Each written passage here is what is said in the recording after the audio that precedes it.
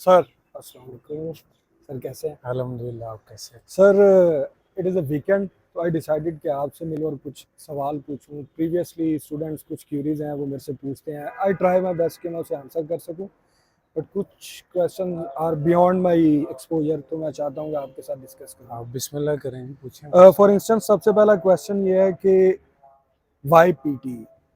I try my best to answer it, लेकिन बच्चे पूछते हैं कि पीटी क्यों, आइल्स क्यों नहीं, और देखिए, एआई टेस्टिंग क्या है।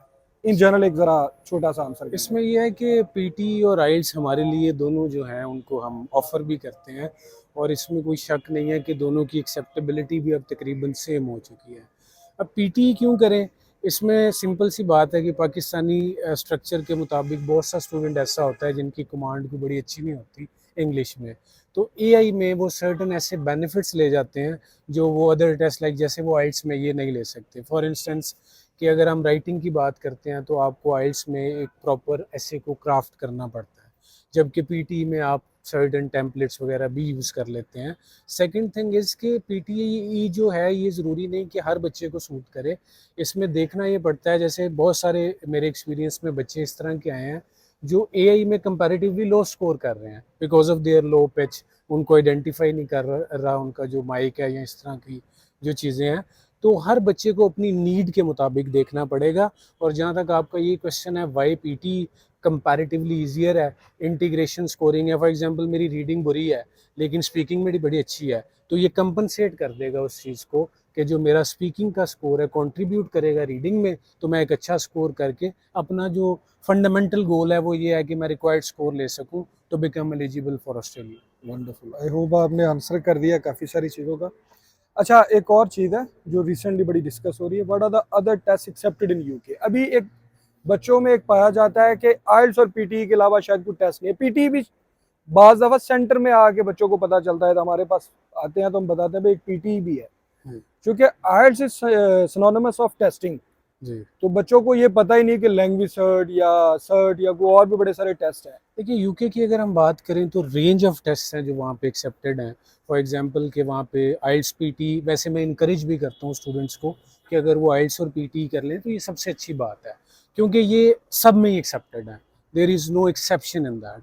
जबकि अगर हम इसके बाद लैंग्वेज सर्ट की बात करें तो जो उसका सेल्ट वर्जन है जो सेंटर पे होता है यूके वी, ये पूरे यूके में एक्सेप्टेबल है, not only for student visa but also for work visa too. Okay. इसके बाद हमारे पास स्किल्स फॉर इंग्लिश एक टेस्ट है जो काफ़ी इग्नोर्ड है पाकिस्तान में, पीएसआई स्किल्स फॉर इंग्लिश।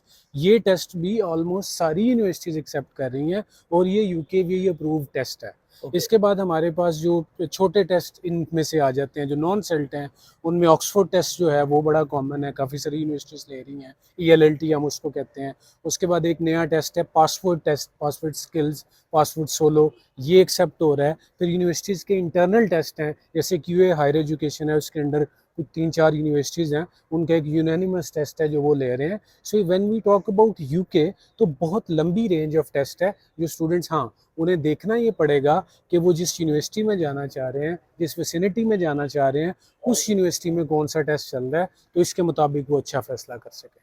ठीक है। अच्छा सर, एक और क्वेश्चन है, future in UK after studies.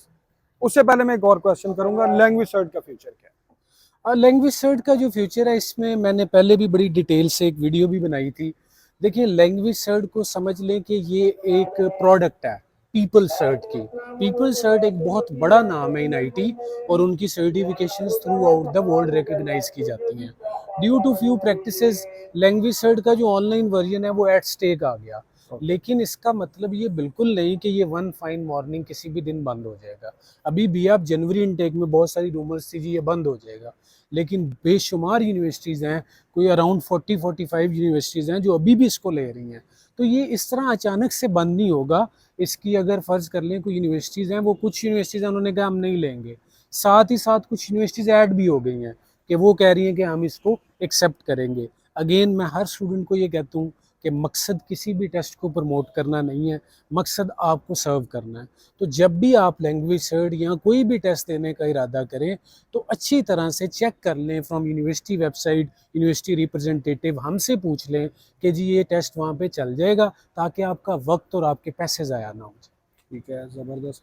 अच्छा सर, एक जनरल क्वेश्चन है और ये सिर्फ यूके में नहीं फिट होता, लेकिन चूंकि यूके में बड़ा एक पैनिक की सिचुएशन है, बच्चे सोचते हैं कि जी यूके में फ्यूचर क्या होगा स्टडी के बाद। एक जनरल परसेप्शन पाया जाता है कि आपको स्टडीज के बाद 1 ईयर मास्टर्स या आपके बीएस प्रोग्राम के बाद 2 साल का पीएसडब्ल्यू फॉर इंस्टेंस मिलता है, उसके बाद एट ऑल कॉस्ट आपको कंट्री लीव करना है।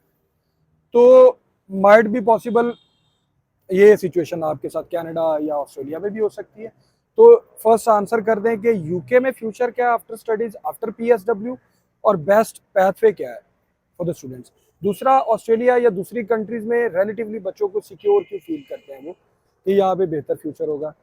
अच्छा, सबसे पहले तो मैं ये चीज़ को एम्फसाइज कर दूं कि जो यूके का रूट है वो बड़ा सिंपल है, ऑस्ट्रेलिया का बड़ा सिंपल है। इसमें आपकी सबसे बड़ी जो स्टूडेंट को एज मिलती है वो ये मिलती है कि वो 2 साल वाली डिग्री को 1 साल में कंप्लीट कर रहा है। इसको हम कहते हैं एक्सेलरेटेड डिग्री प्रोग्राम।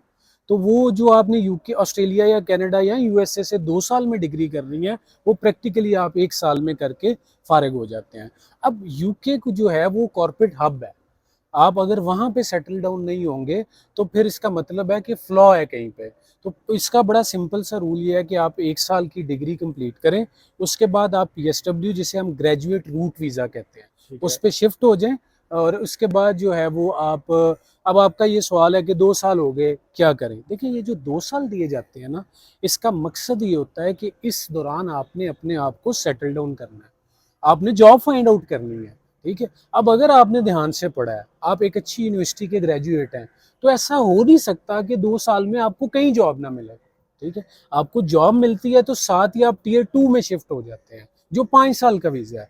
अब काउंट करें आप, 1 year your master, 2 years your PSW और 5 साल वो, तो ये इन टोटल 8 ईयर्स का स्टे बन जाता है, which is sufficient to get nationality in UK.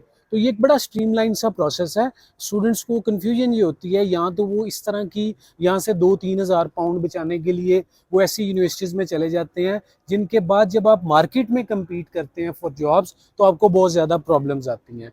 अच्छी यूनिवर्सिटी में जाएं, अगर आप 13 हज़ार अफोर्ड कर सकते हैं, आप 15 भी कर सकते हैं। ये सिर्फ एक माइंडसेट है। क्वेश्चन ये है कि changes in Australian visa policy in 2024, अच्छा जी, क्योंकि बड़ी स्पेकुलेशन है मार्केट में, चेंजेस हो रहे हैं, बड़े रेडिकल चेंजेस आ रहे हैं।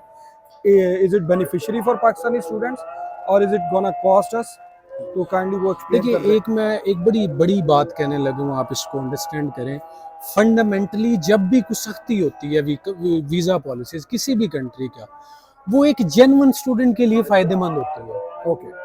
आप ये कभी भी ना देखें कि अगर किसी कंट्री ने कोई पॉलिसी बनाई है तो it is against us. It always serve students those are genuine. ये ऐसे स्टूडेंट्स के लिए ज़रूर एक धचका होता है, those are not looking for any kind of serious thing. वो ये चाह रहे हैं कि वो बस इसको एज रूट यूज़ करें और वहाँ लैंड कर जाएं।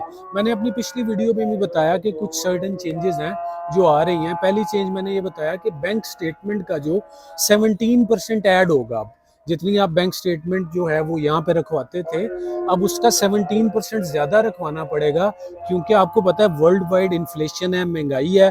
तो वो ये चाहते हैं कि जो फंड्स आप शो कर रहे हैं वो according to the it should be adjustment adjusted to inflation in Australia. ठीक है। दूसरी जो एक बहुत बड़ी चेंज आई है वो ये आई है कि पहले स्टूडेंट यूनिवर्सिटी की स्टेज पे एक स्टेज है, उसको कहते हैं genuine temporary entrant, GT fill करता था, जो कि 2024 में जीएसटी होगी।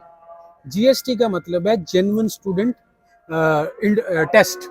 ये टेस्ट होगा जो स्टूडेंट का लिया जाएगा, it can be an interview to see that if a student has genuine desire to study in Australia.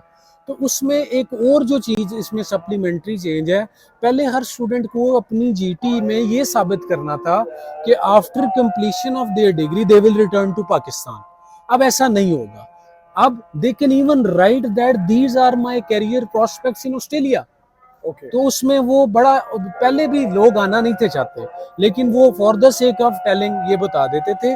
अब उन्होंने इसको ओपन कर दिया है। स्टूडेंट अपने जीएसटी में ये मेंशन कर सकते हैं कि this is my degree, these are the career prospects of my degree in Australia. कोई ज़रूरत नहीं है कहने की कि अब हमने वाकई वापस ही आना है पाकिस्तान। ये चेंजेस हैं जो अभी रिसेंटली ऑस्ट्रेलिया की पॉलिसी में आए हैं, and they will eventually help genuine students.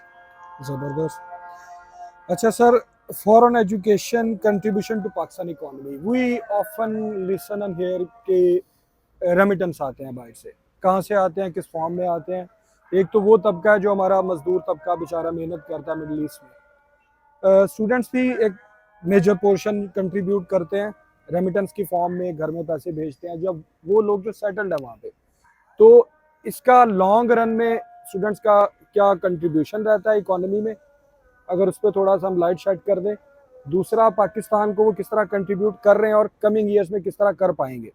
देखिए ये जो फॉरेन एजुकेशन है ना, देखिए हमें ये एज ए नेशन देखना होगा कि हमारी एक्सपोर्ट्स कोई नहीं है।